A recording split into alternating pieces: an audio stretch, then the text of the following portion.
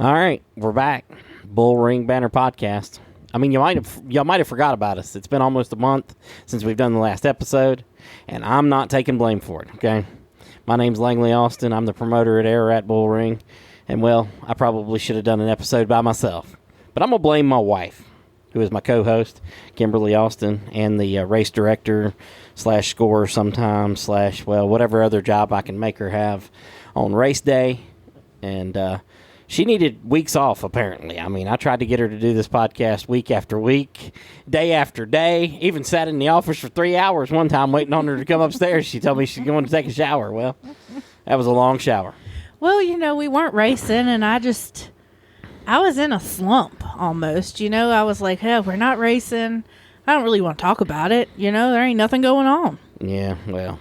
You've ruined people's lives. I mean, there's been people messaging me and talking to me, hey, when's the next BullRing Banter podcast? Hey, when are we going to have another episode? Hey, I know. We don't have to just have them after we have a race, And I'm sorry to everybody, because I've been getting messages, too, and people asking me at the track, and then I start to feel bad. I'm like, my 3-hour shower wasn't really worth it at the end.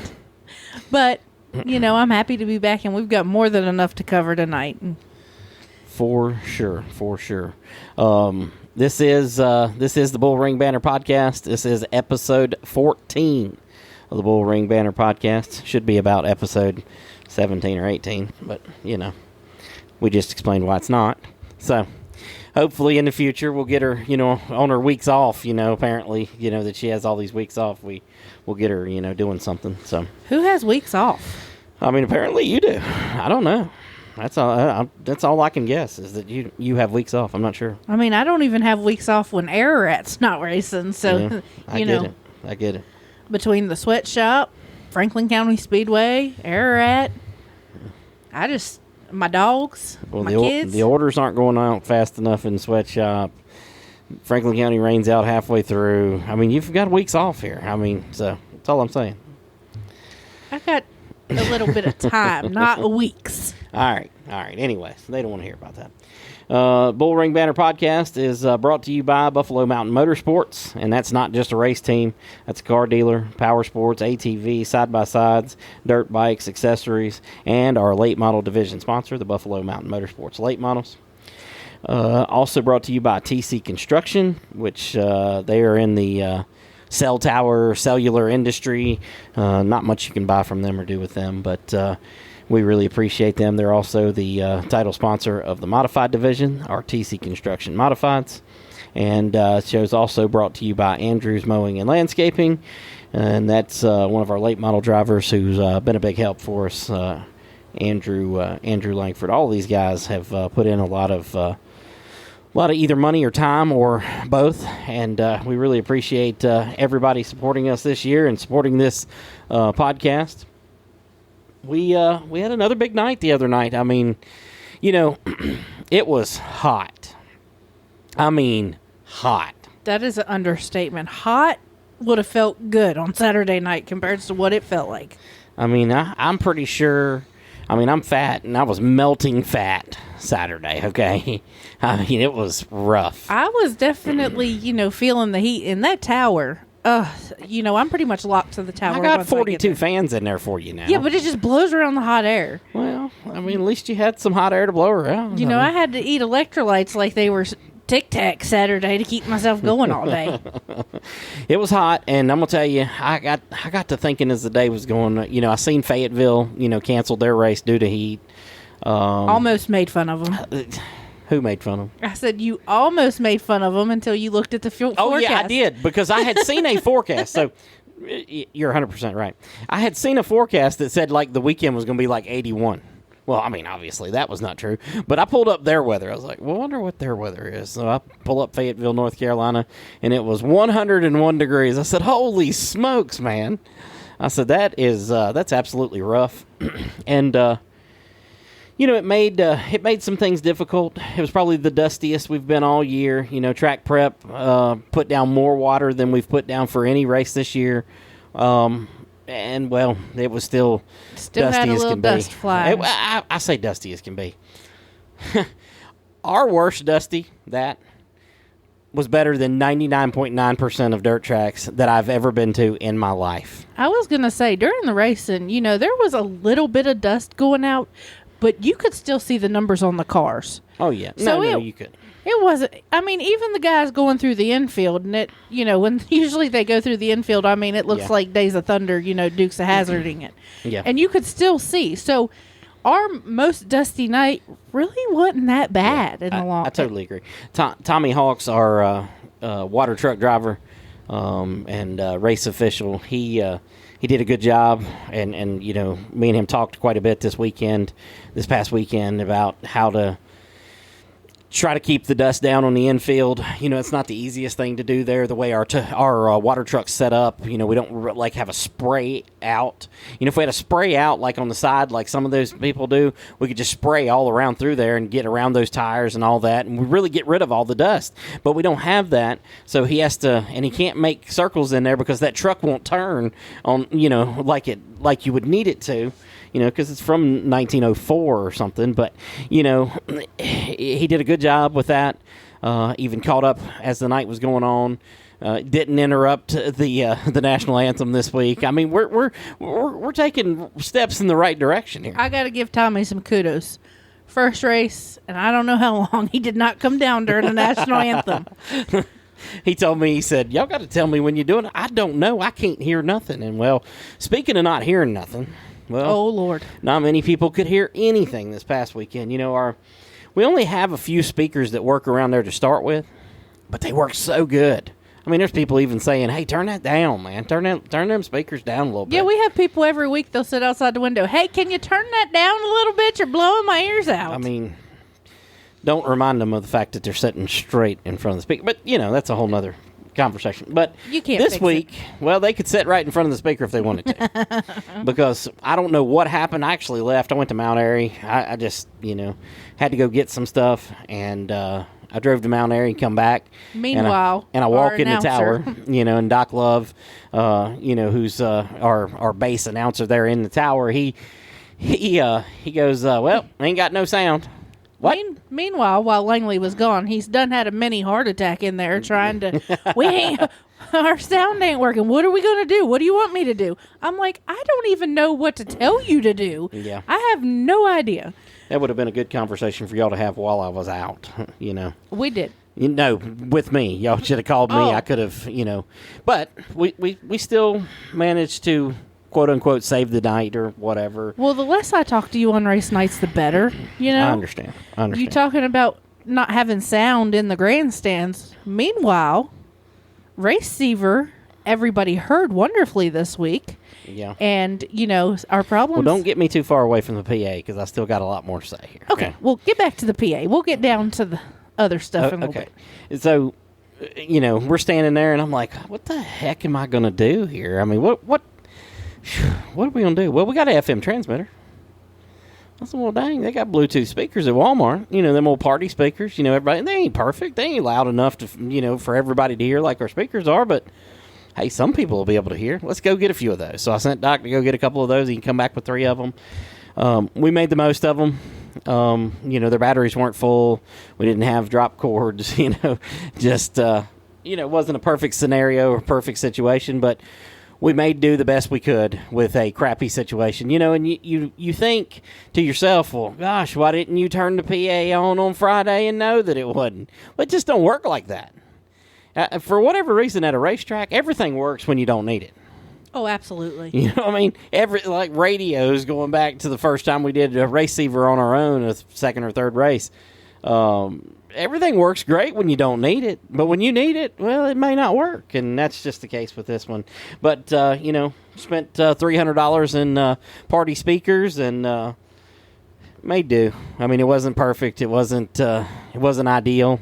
I'm sure some people left there thinking, well, these idiots don't even talk on the microphone here, Well, let's be honest. At the end of the day, once you get past your first race and everything's working, you're not going in there on Friday and turning the PA on and playing music and talking in it. You're not sitting there with your computer on Friday. You're not sitting there talking in your radios. Yeah. Speaking of, your computers and laptops, where I do scoring at both, I made a major boo-boo scoring at Franklin County Speedway last weekend. They got rained out halfway in between, so I'm hurrying up trying to get all my cords and obviously not your cords. Trying to get my laptop, put up and packed up so I could go get my transponders, and I leave the cord to the scoring system. Good thing you realized that on Friday. Yes. Saved yourself on Saturday. And my laptop charger. So, needless to say, I had to make a trip to Franklin County Saturday morning. Which is the opposite direction for us. The opposite, 40 minutes the opposite way. And then back and try to keep Langley from finding out so he doesn't kill me. I succeeded. Yeah. Whatever. It's, one of those deals. But, all that, in between. You mentioned Receiver a few minutes ago. You used a headset this week, and, people seemed to like that a whole lot better, could hear you a whole lot better. So that was good. Our racers had been saying, well, it's a little bit hard to hear you. And, after going through it, I had to start thinking, well, if I had 55 fans going, and I'm trying to talk into a radio, how are they going to hear me? Right. So I put a headset on, and it seemed like it went a whole lot more smooth. We even did receiver checks with the drivers. 98% or so of the drivers. I think Austin Williams was the only one that couldn't hear us. Austin Williams and Gary Mabe. How in the world? Gary Mabe always has his on. That's what I said. He can always hear me. What is going on? Yeah. Well. But the night went really smooth. Guys can hear me now. I'm learning the ropes pretty well. There's some areas to work on for me, but as long as we keep you out of the tower, I'm going to keep pressing forward, learning and making the right moves. Don't be acting like I'm the problem, even if I am, okay? Okay, you're not the problem. Just stay out of the tower. Oh, Lord. All right, let's get one thing out of the way before we get started on all the rest of stuff. So if we go on the results here, got the old Pro 4 division. A.J. Barker took home the win. He come 2.5, 3 hours, whatever it was, to the track. Won the race. Wayne Kendrick finished second. Tim Ingram third. Greg Golding was fourth. And Russell Farmer finished fifth. Okay? Well, the story is, you didn't hear Danny Henning's name anywhere in there. So, and of course, A.J. Barker a little upset that, he drove all that way, didn't have the chance to beat Danny Henning. I haven't looked at lap times. I don't know whether he could even have. I don't know. Don't matter. Don't care. Doesn't make any difference. But I get his frustration, and he was kind of, making it like, we knew, that Danny Henning wasn't coming, and, we just chose not to tell anybody and continue promoting it. Well, that wasn't the case at all, but, great story. And I'm sure, he felt that way, and it is what it is. So the scenario was, there was never any inclination for me that Danny Henning wasn't coming until Saturday. I'll be honest with you, I was plunging toilets, which I don't really enjoy very much. And somebody called me, and I'm sure I was rude to them. It was some racer who was planning to run Pro 4, and I guess Danny had, from what I can gather, Danny had posted a comment the night before on our Facebook page. Of course, I don't see all the comments. I see a lot of them, but I don't see all of them. And he had posted on there that, he wasn't going to make it. And then I guess he posted somewhere else that he was not going to make it because they had water in the oil.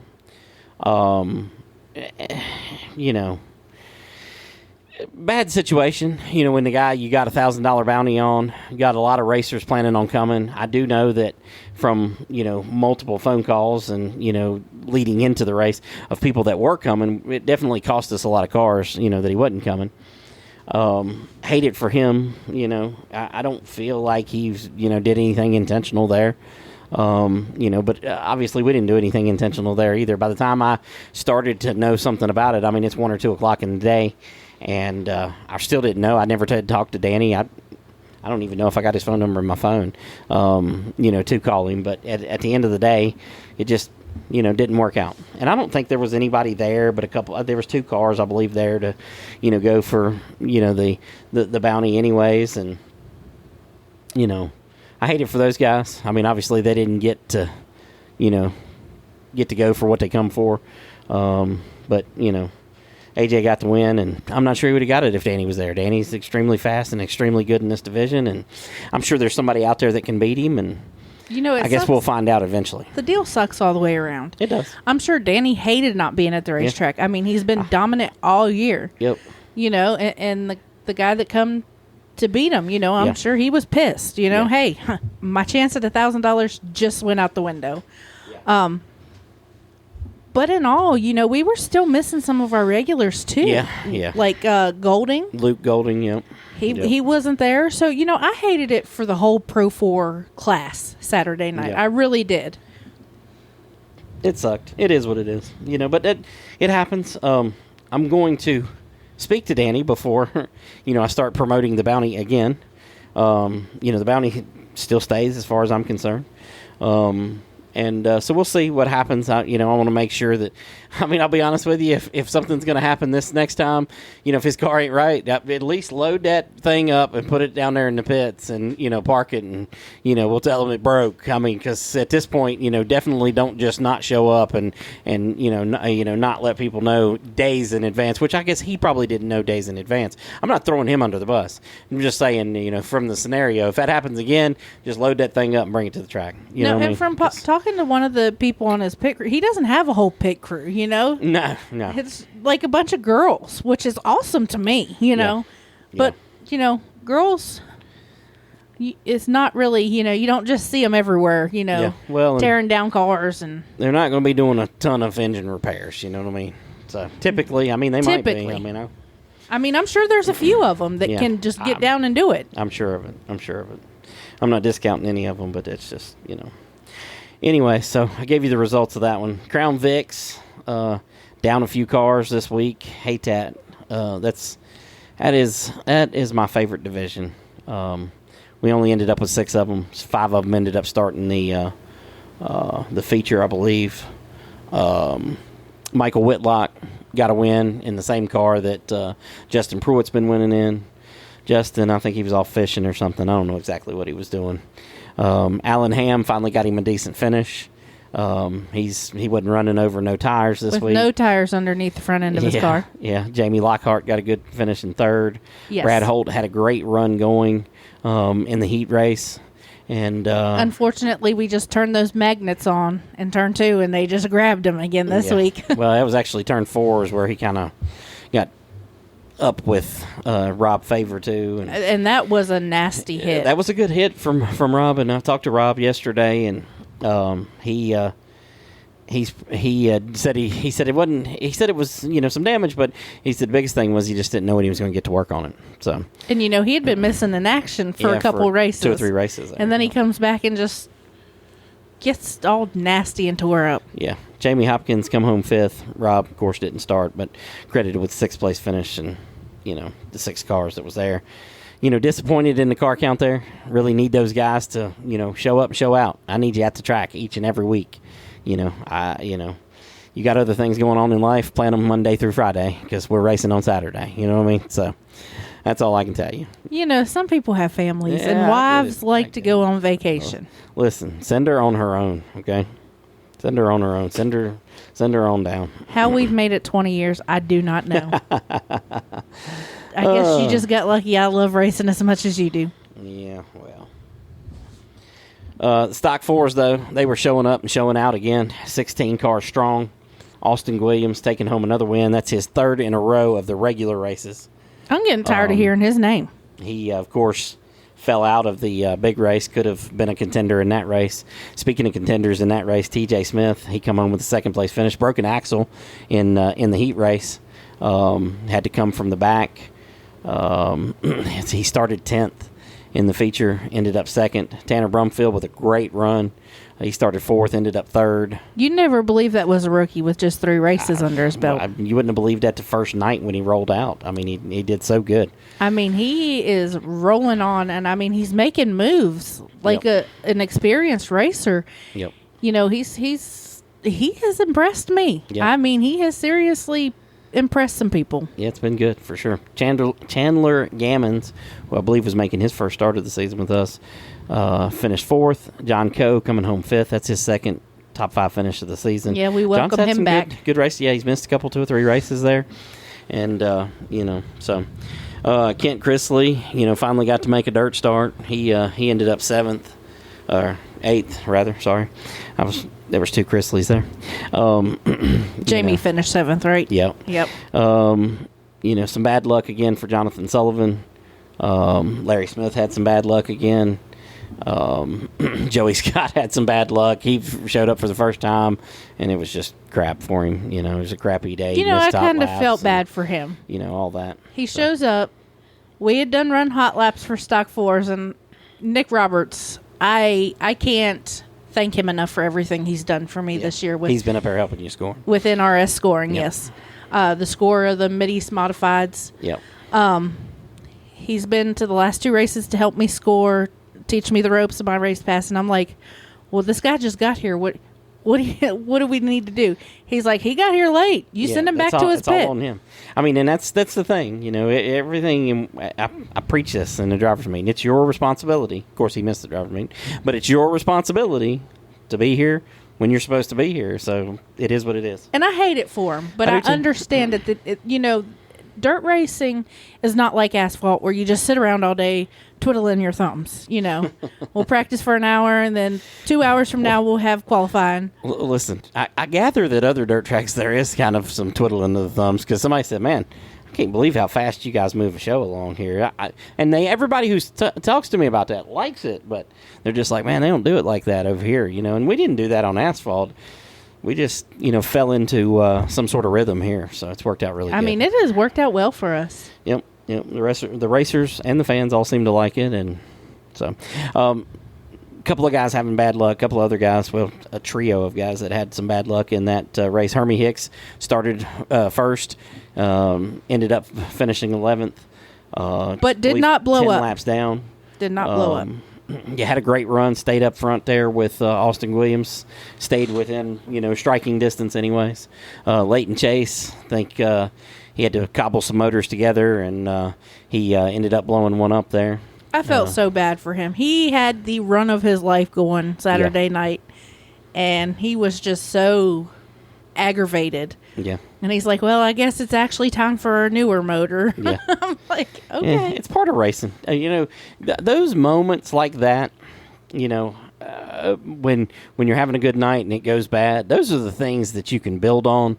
Winning races doesn't teach you anything. You know what I mean? It's character building. It is. If everything was easy, you'd be a stuck-up snob that just thought you ruled the world. Yep. Back in the day, when I was a UARA photographer, Brendan Poole, who's now in the Xfinity series,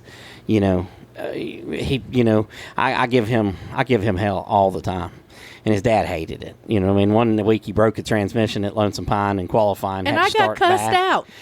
You need to tell Langley to quit talking to him. He made him break his transmission. Had to start in the back, and but he drove all the way through the field and won the race. Well, if he'd have started on the pole like he was supposed to, and won the race, it wouldn't have been much of a race, and he wouldn't have learned anything, but he learned a tremendous amount coming through the field. So those bad days, aren't always that bad. They're just, it's the journey to get to being the top guy, not just being the top guy that matters. Well, I hate to say it, but Leighton Chase, blowing up or whatever happened, taught me a valuable lesson as a race director. I can admit when I make a mistake. Yeah. And for those of you that didn't see, Leighton Chase had actually got out of the car, thought it was on fire, was messing with his fire extinguisher. Which it wasn't on fire. No, it was not on fire. Just to clarify. But there's no walls to protect those guys. Well, I'm like, well, he's in the middle. He should be fine right there. And he probably would have been fine. It's just at the end of the day, and this is what I, told you then in that case. I was like, if their feet hit the ground, it's an immediate caution. Them guys, they stand on the side of their car, sit on the side of their car, or whatever. I don't give a crap what they do. But, when their feet hit the ground, that's all safety, 100%. Well, after you had called me and asked me what the hell I was doing, I was over in trackside hanging out because you didn't kick me out of the tower. So, No, I don't say many things. And like I get off the phone and I look at my score. I look at Nick and he goes, "Well, I was kind of thinking the same thing." I'm like, "You could have told me, Nick. Thanks." But it's a learning curve. As much as those guys are learning and growing character, I am learning too. Yeah. That's not something we did at Franklin County or any it's just different scenarios. Right. For sure. It all worked out. It's all good.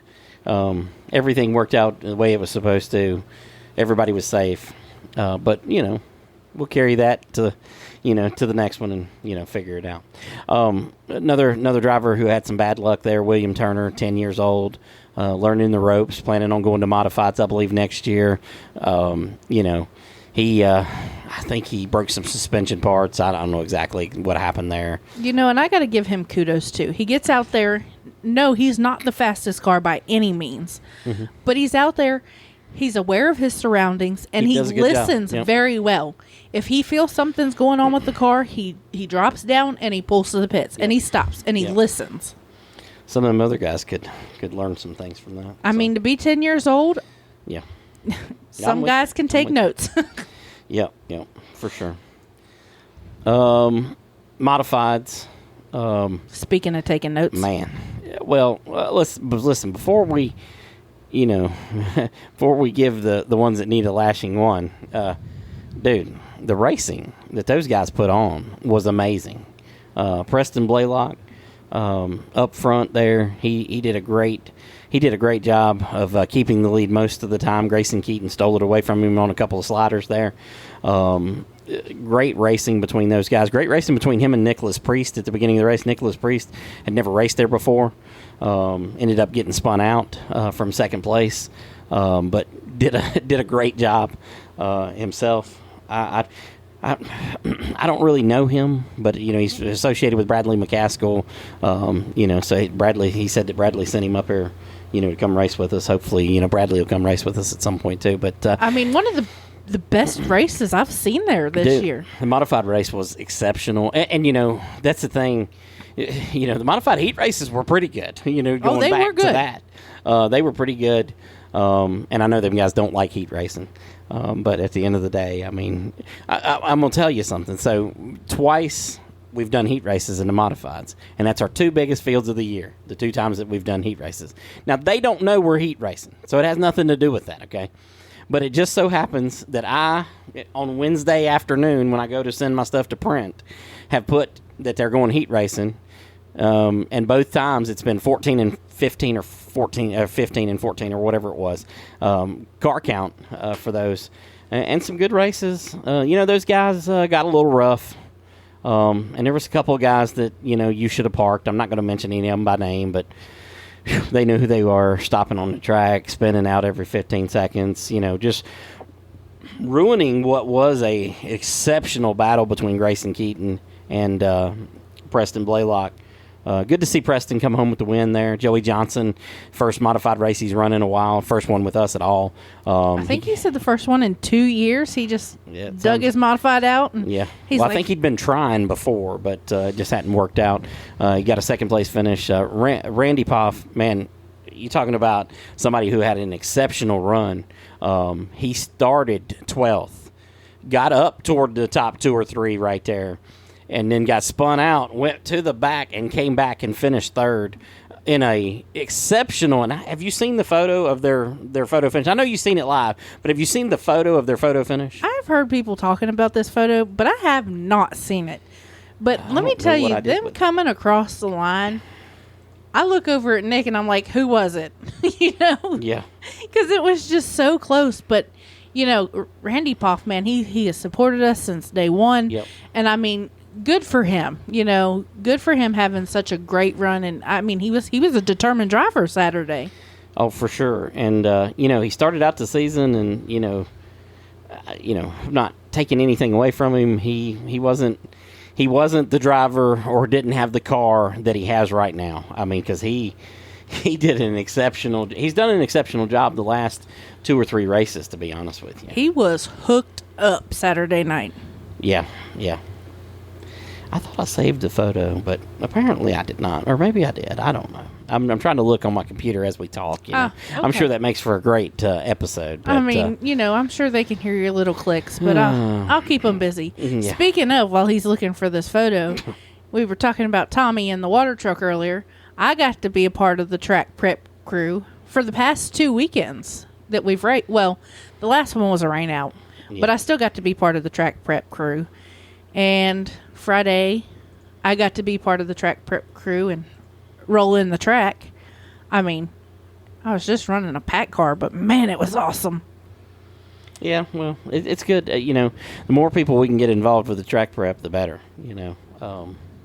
Like John Coe, he he was out there rolling it in Saturday. And helped pack it in on Saturday. I do want to run the water truck one day, though. Yeah, but Tommy requested a fan to be in there, so I have to put a fan or two in there with me when I'm driving the water truck. Yeah, it's not really, a nice truck and air conditioned and all that. I did make my way down to the creek for the first time, though. Yeah. I mean, I'm learning step by step. Yeah. I'm learning. Yeah. Anyways, I can't find that photo, so it don't matter. But Randy Poff came home second in photo finish with Grayson Keaton. Nipped him just barely there. Grayson Keaton fourth. Charles Preeman with a good run, coming home in fifth. He did a good job. That Clay Shoemake, that was, I believe, his first race of the year. He had a pretty good car. He just never could get, everything just kept happening, and the race played out the way it did. He ended up finishing in eighth. Good field though. I don't know what happened to that Hayden Masso. He didn't get to start the feature, but he just glad to have him there. He had to, made a trip from Granite Quarry, North Carolina. So we appreciate him coming up. Extremely nice people. Yep, for sure. Some newer, we had several, guys from a little ways off, Cleveland, North Carolina, Jordan Fegter. Had he raced with us before? I don't think so.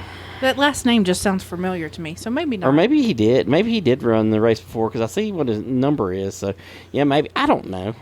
It's so hard. There's so many drivers that I don't know personally that come and race, and, I don't know. Cameron Martin, was in the field. Cambridge Gann was back. Just glad to have those guys in the field, whether they had good runs or not. So I did see somewhere on Facebook somebody said they felt like a ping pong ball out there Saturday. Well, I think it was everybody. Travis Covey and Freeman, and I think they all felt that way. It was kind of a rough race, I think. It was, and it was hot. And drivers, I'm sure when you're hot, you just feel pissed. Yeah. Well, all they were doing was making it worse. So, it is what it is. I've got to, I probably got to, have a little conversation with them in the next drivers meeting. They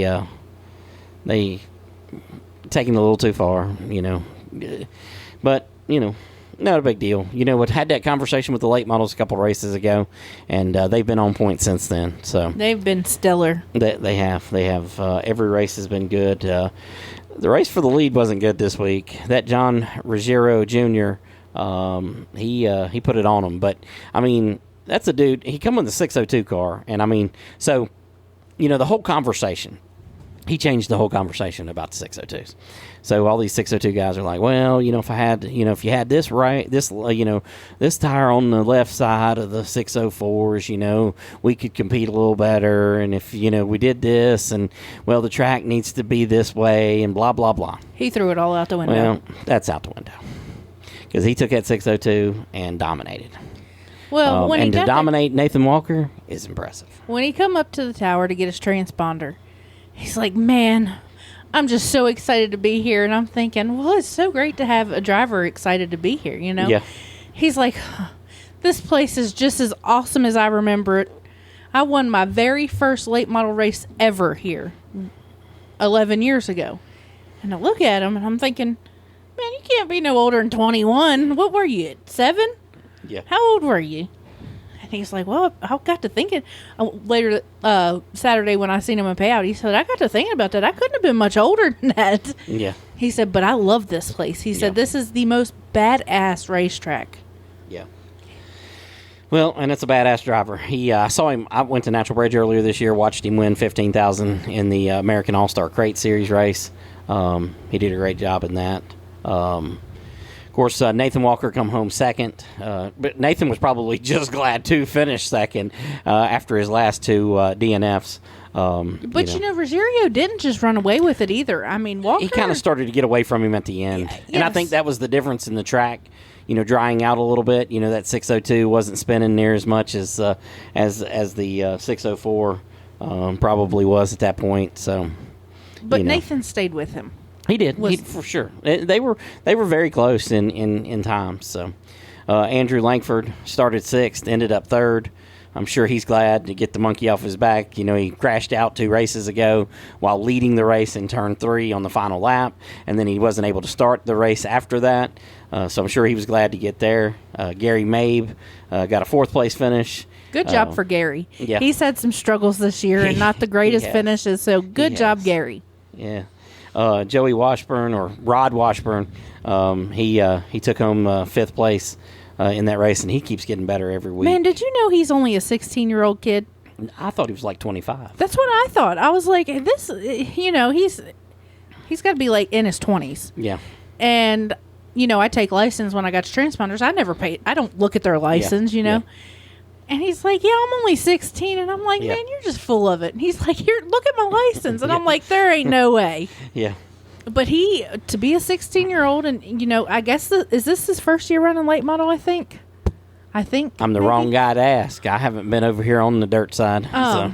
I mean, he has shown huge improvements just this year with us, though. For sure. Nathan Dallas made his first start with us, finished 6th. Mike Ayers finished 7th. I'll tell you, Mike. So Mike he's been the opposite of some of these other guys. Mike came on the scene, finished 2nd the first time out, then he finished 3rd. Then he had some struggles, went airborne the last, not this race, but the race before, and just didn't seem like he was going anywhere Saturday. I don't know what he was doing the first time he showed up, but he needs to switch back and go back to that. And I think,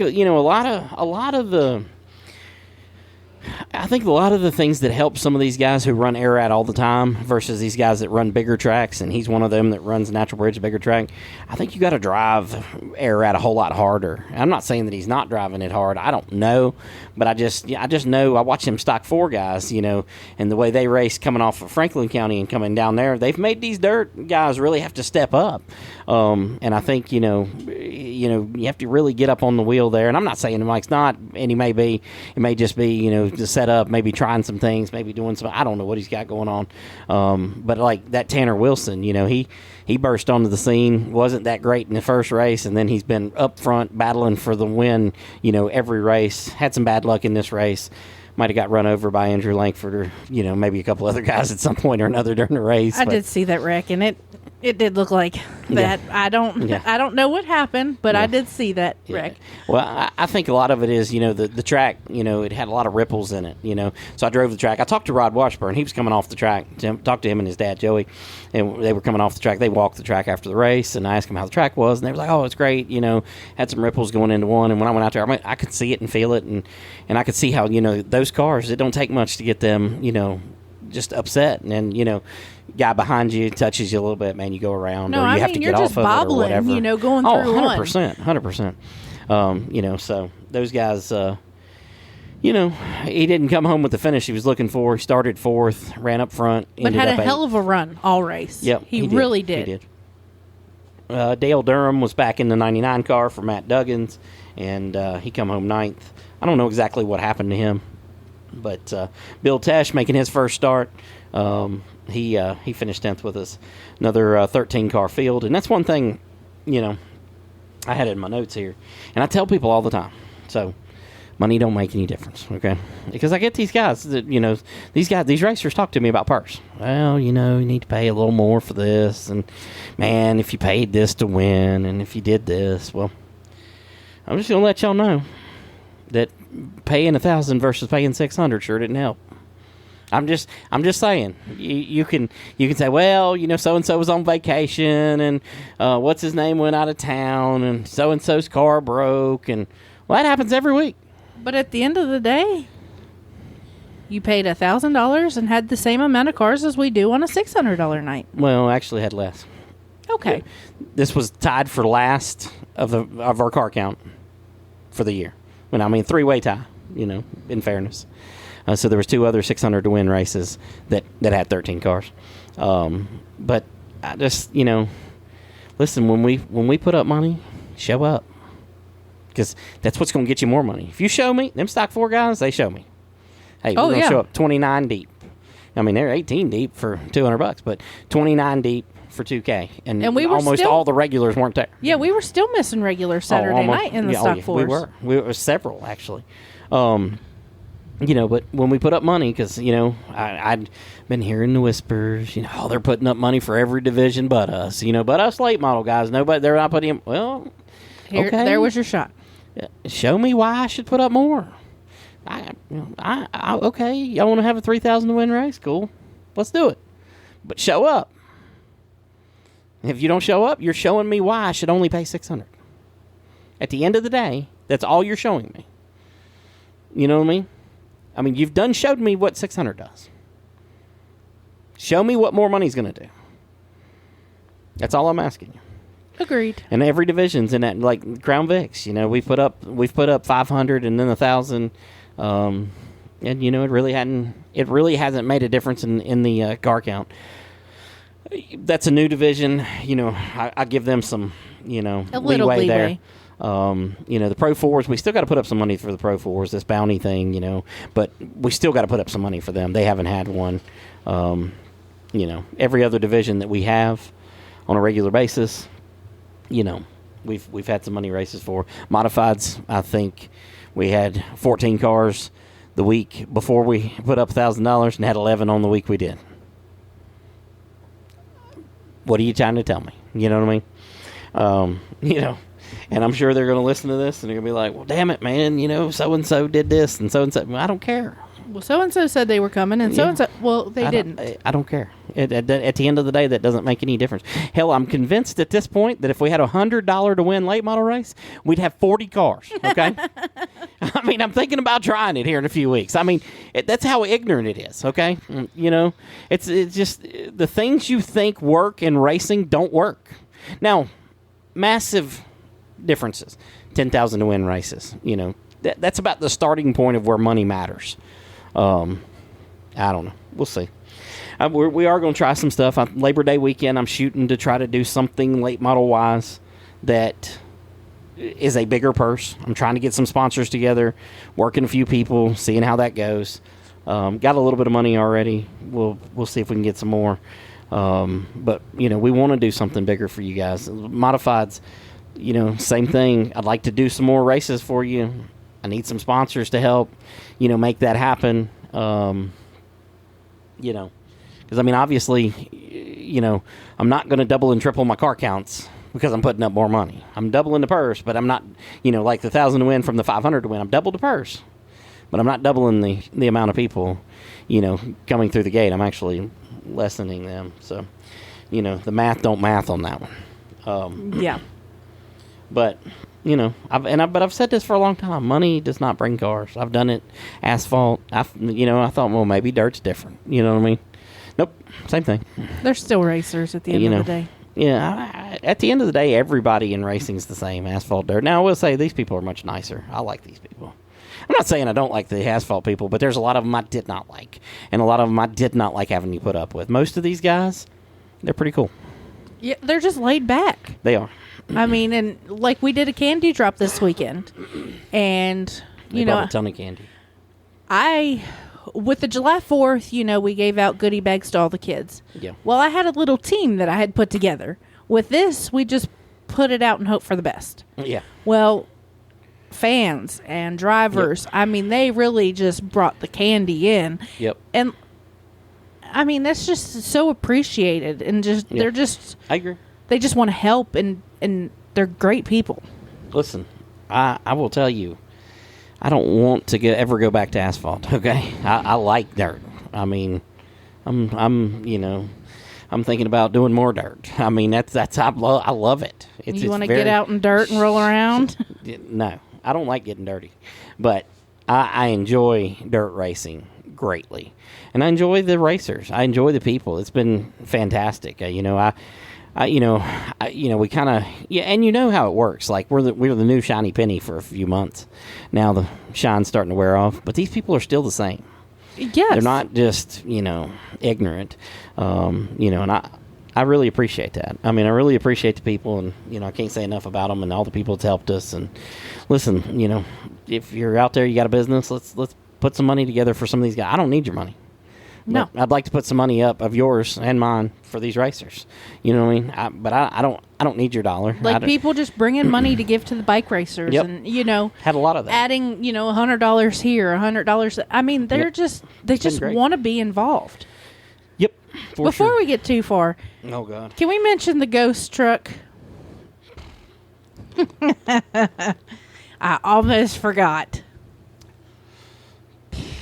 Our wrecker's been out of commission for the past couple of races. we did get it back going. Last Trey Cooper figured out what was wrong with it. We did get it back going, and it decided it was going on its own. Oh no, that wasn't our truck.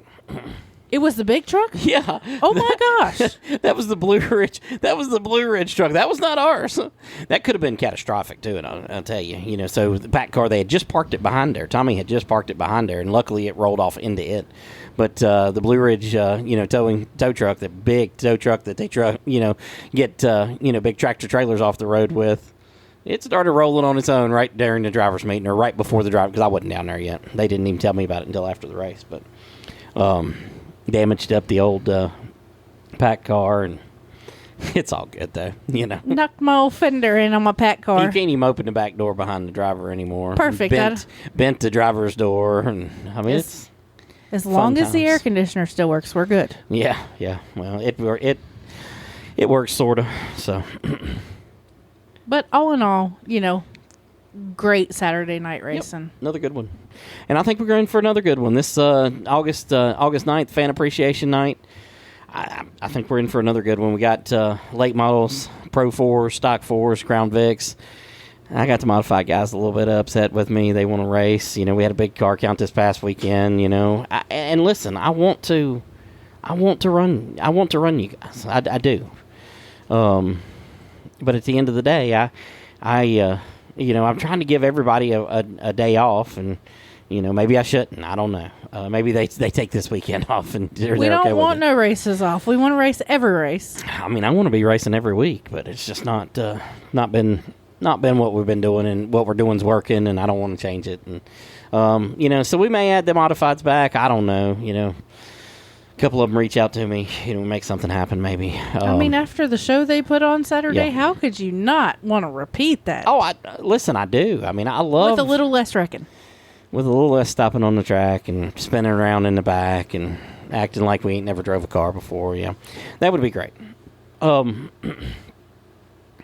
want to put them back on there. I really do.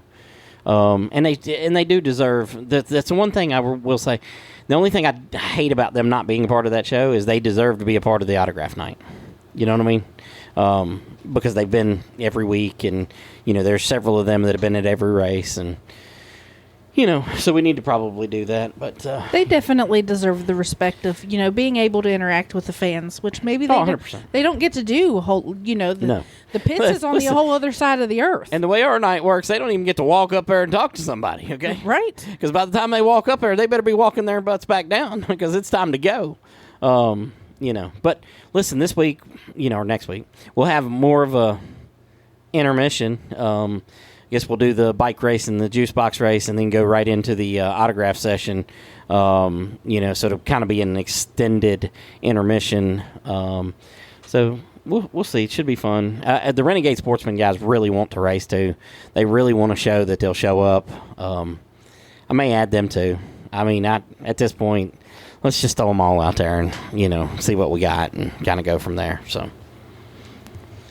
Well, who knows? And I really like that class. I love the look of those cars. I love the sound and the look of those they're cars. my favorite. I just need more than 4 of them. I'm an anchor for every type of racing, and I want every type of class we can get. Get vintage, whatever. Oh, Legends. speaking of, I'd like to run the vintage class Labor Day weekend one of the days, Friday or Saturday. But I am so unhappy with the Renegade guys not showing up. There's so much potential. Well, and they'll give you 47,000 excuses why. Well, okay? you know. And I get it, okay? I do. I get that, I get that, oh, well, this rule right here, and this guy's going to beat me, and this is going to do this. And cool, great.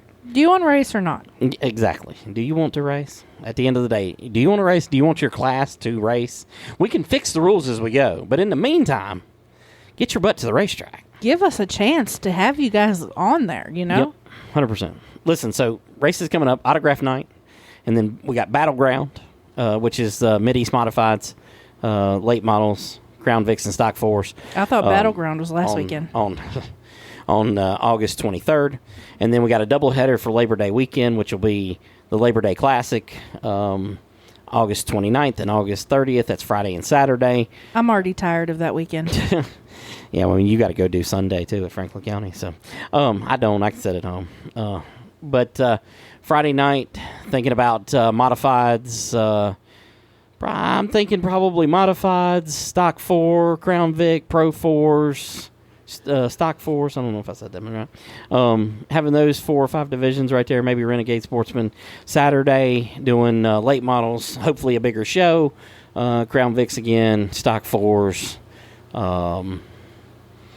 I've talked to a couple different groups, maybe try to add vintage cars for that day. I got to look and make sure they're not running at width or natural bridge. Like to do vintage for that weekend. Maybe the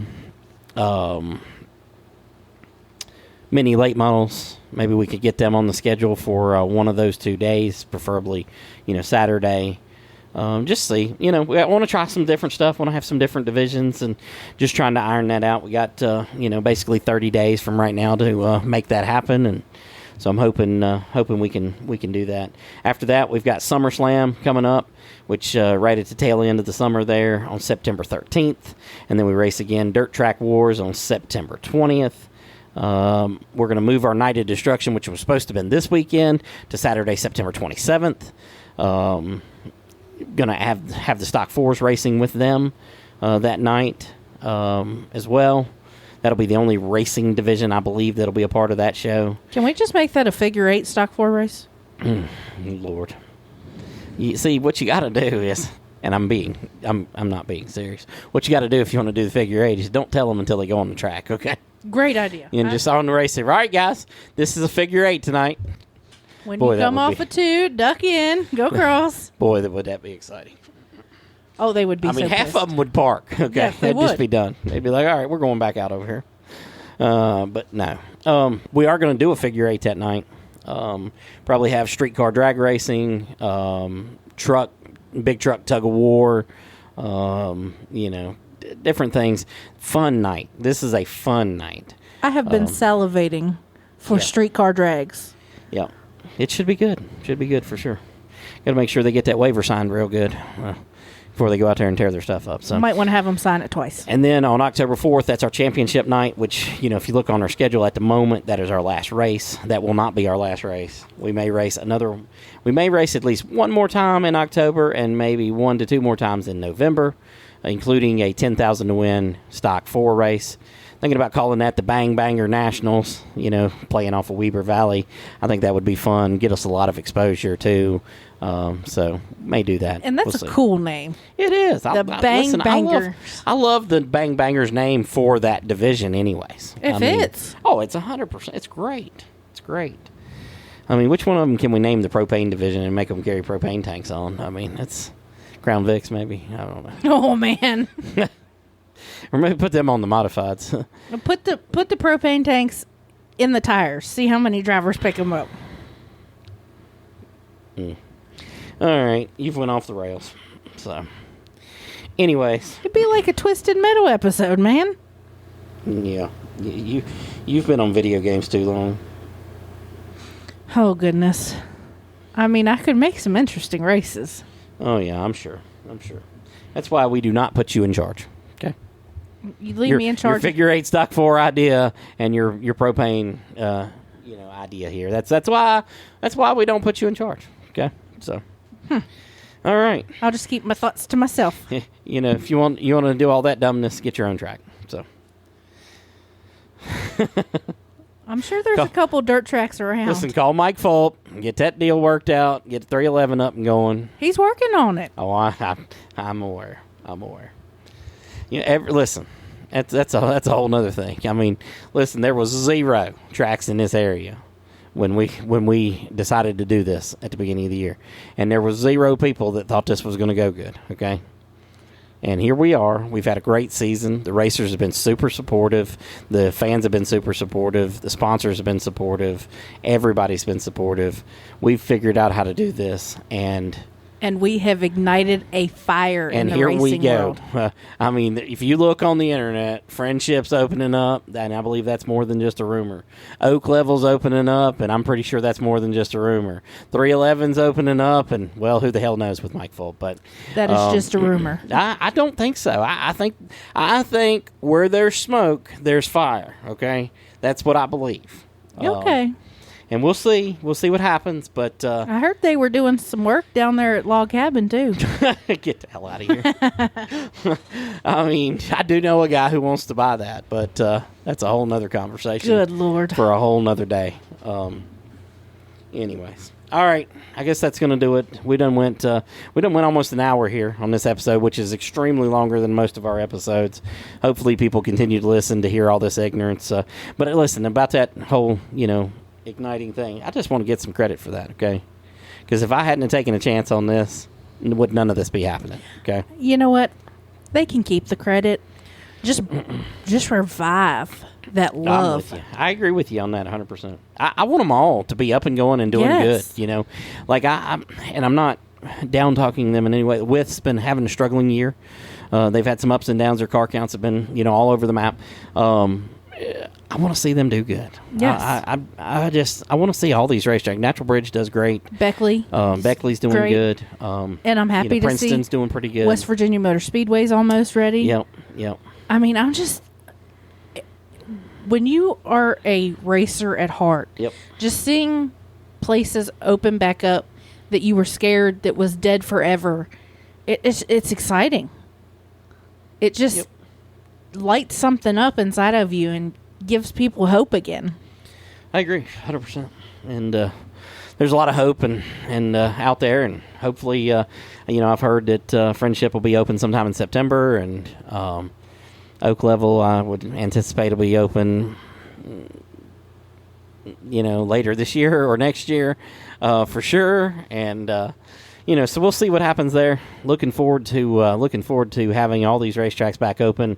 Hope it doesn't hurt each racetrack as more racetracks open. We just need this racer base to continue to grow, and they're all in separate places, so they all can draw separate people and really build it up. Where when there's a big race, man, everybody's doing good. And promoters need to help each other. I agree. There's no use in stepping on each other's toes. There is more than enough race cars and racers to share and go around. Yep. I've talked to, one of the guys doing Friendship, and I feel like we're going to be, trying to work together and not working against each other, and hopefully that happens. That's exactly what we need. We need more tracks working together to help keep the racing community alive. Yep. Nope, you're right, 100%. All right, we're about to go over this hour. I got to get out of here. This has been episode 14 of the BullRing Banter podcast. Maybe, just maybe, she won't take a 3-hour shower next week. We'll get another episode in before the next race. Listen, if we don't, it's her fault, and you can tell her about it at the race. See ya. All right, guys, have a good night.